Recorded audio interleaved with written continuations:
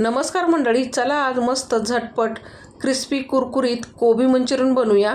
तर इथं कोबी 1 किलो स्वच्छ धुवून बारीक चिरून घेतलाय। जरा जेवढा होईल तेवढा बारीक चिरून घेतलेला आहे।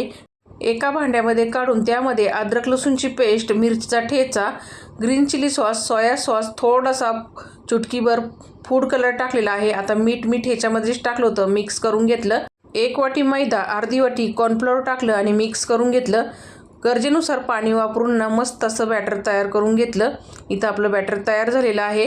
कढईमध्ये तेल गरम करून त्याच्यामध्ये ना हे कोबी मंचुरियन मी सोडून घेतले।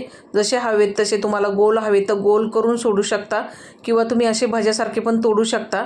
तर मीडियम गॅस ठेवून ना मस्त असे क्रिस्पी कुरकुरीत कोबी मंचुरियन फ्राय करून घेतलेत। तुम्ही आवाज ऐकू शकतात, एकदम क्रिस्पी कुरकुरीत तयार झालेले आहेत।